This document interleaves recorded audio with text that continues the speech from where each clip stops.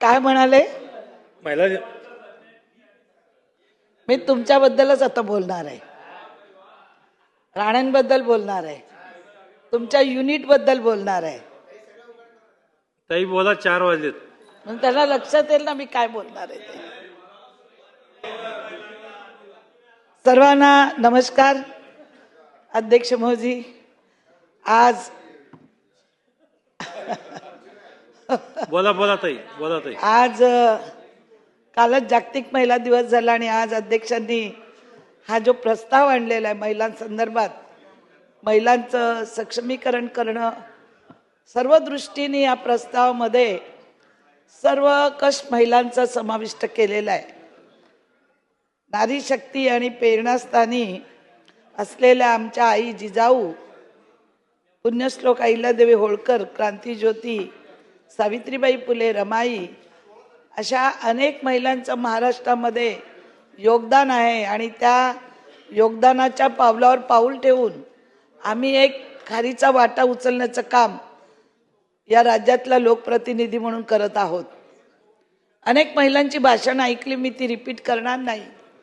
अनेक महिला शिक्षणावर, अत्याचारावर सर्व दृष्टीने बोलल्या. फक्त मी आज जे बोलणार आहे सभागृहामध्ये, मला वाटतं इथे आदित्यताई आमच्या तटकरे बसलेल्या आहेत. छोटी मूर्ती किती महान आहे, तर निश्चित ऐकतील आणि त्याच्यावरती त्या कारवाई करतील. राणेसाहेब गेले, आमचे जयंत पाटील बसलेले आहेत. ते अशी जी काही लोक आहेत उद्योग क्षेत्रामध्ये, सहकार क्षेत्रामध्ये, त्यांनी जो सहकार निर्माण केलेला आहे आणि त्याच्या माध्यमातून अनेक लोकांना जो रोजगार दिलेला आहे, त्याबद्दल मी थोडंसं आपल्या या सभागृहामध्ये महिला संदर्भात मी मांडणार आहे. आपल्याला माहिती आहे या प्रस्तावामध्ये सर्व प्रकारच्या महिलांना घेतलेलं आहे. म्हणजे रोजगारामध्ये आपलं आरोग्य घेतलेलं आहे, महिलांचं शिक्षण, आर्थिक साधनं, कायदेशीर हक्क वगैरे, म्हणजे सर्व निकष या प्रस्तावामध्ये असल्यामुळे मी माननीय अध्यक्ष आणि माननीय राज्याचे मुख्यमंत्री देवाभाऊ देवेंद्रजी फडणवीस साहेब यांचं मी मनापासून अभिनंदन करणार आहे.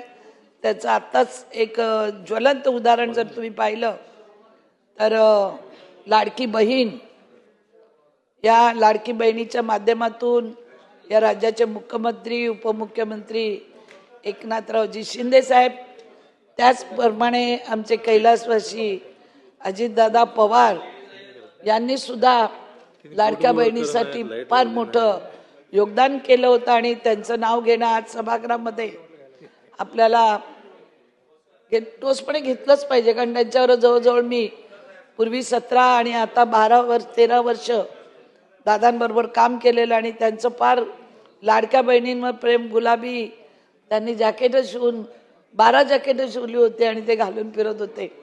ती लाडकी बहीण जी आणली आहे राज्यामध्ये, या राज्याच्या माध्यमातून अनेक महिलांना सक्षम करण्यासाठी अनेक महिलांनी सांगितलं की आम्हाला हे दिलं पाहिजे, ते दिलं पाहिजे, विधवा महिलांना.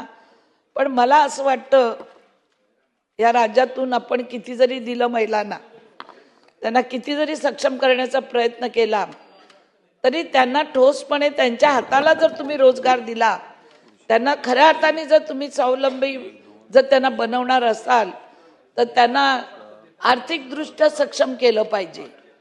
आणि ज्यावेळी मला वाटतं पुरुषांनी ऐकावं, तुमच्या मतदारसंघासाठी बोलत आहे, ओ भाऊ तुम्ही ऐकावं, तुमच्याचसाठी बोलत आहे. तुम्हाला परत निवडून यायचं आहे ना, तुम्हाला निवडून यायचं म्हणून तुमच्या सगळ्यांसाठी बोलत आहे, सगळ्यांसाठी बोलत आहे. जरी आज जागतिक महिला दिवस असला तरी खऱ्या अर्थाने महिलाला सक्षम करायची असेल तर तिला आर्थिकदृष्ट्या सक्षम केलं तर आपोआपच तिचं कुटुंब दोन्हीकडचं सक्षम होतं. आपण सगळ्यांनी बचत गट माध्यमातून 2000 साली मी बचत गट योजना या राज्यात आणली. आदरणीय शरदचंद्रजी पवार साहेबांच्या माध्यमातून महाराष्ट्रात फिरून 29 बचत पतपेढ्या जिल्ह्यात निर्माण केल्या आणि त्या बचत गटाच्या माध्यमातून ती चळवळ त्यावेळी सुरू केली आणि ती चळवळ प्रदर्शनामध्ये आम्ही आणली. 2000 मध्ये मी मोठं प्रदर्शन महिला बचत गटाचं 100 स्टॉलचं पहिलं आम्ही नवी मुंबई वाशी इथे घेतलं. पवार साहेबांनी उद्घाटन केलं. महिलांच्या हाताला काम मिळालं गावागावात. आताच ताईने कोणीतरी उदाहरण सांगितलं की आमच्या महिलेचा माल लंडन पर्यंत जातो. अनेक महिला आहेत, त्या अनेक महिला म्हणजे नितेश राणेंची आई आहे, त्या सुद्धा एक युनिट चालवतात. जयंत पाटील गेले आता, ते दुधाचं युनिट चालवतात. त्यांच्याही मी जाऊन त्या फॅक्टरीला भेट दिलेली आहे.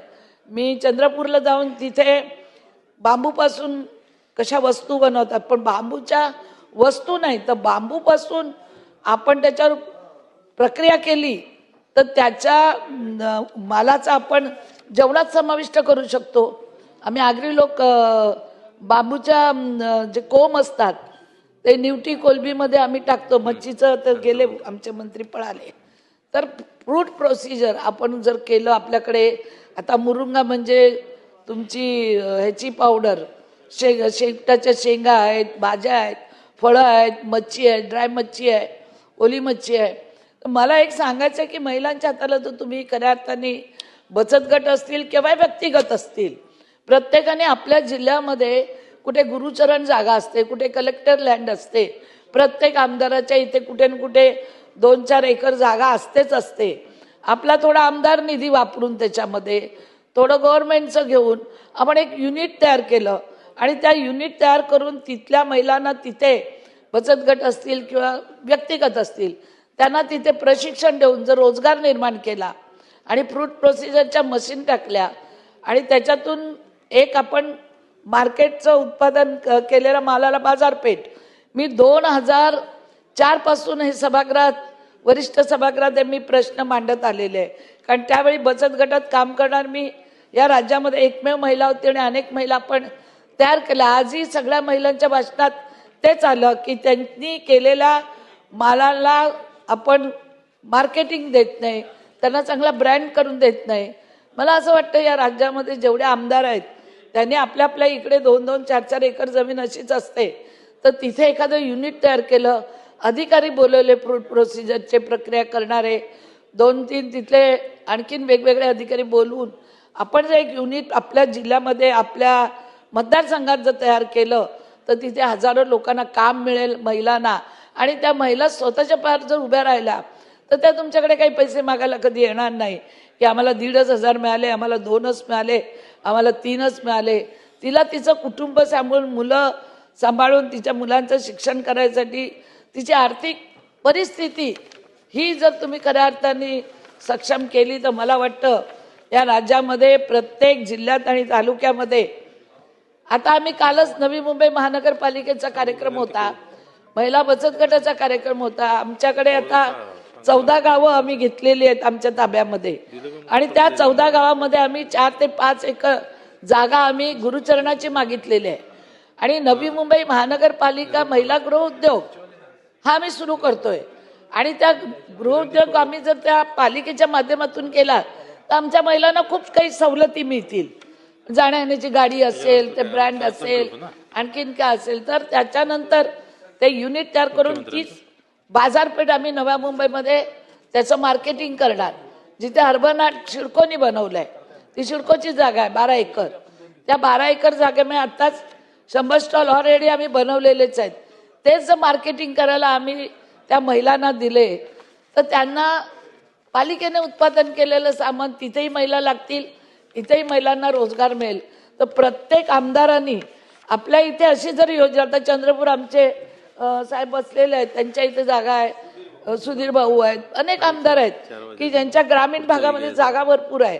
गुरुचरण असेल, कलेक्टर लँड, ती मागून महिला गृहउद्योग जर तुम्ही सुरू केला तर त्यांच्या हाताला ठोसपणे काम मिळेल, त्यांची आर्थिक परिस्थिती सुधरेल असं मला आज सांगावंसं वाटतं. सगळ्या महिलांनी सगळं घेतल्यामुळे माझा एकच फोकस आहे की महिलांना स्वयंरोजगार देणं.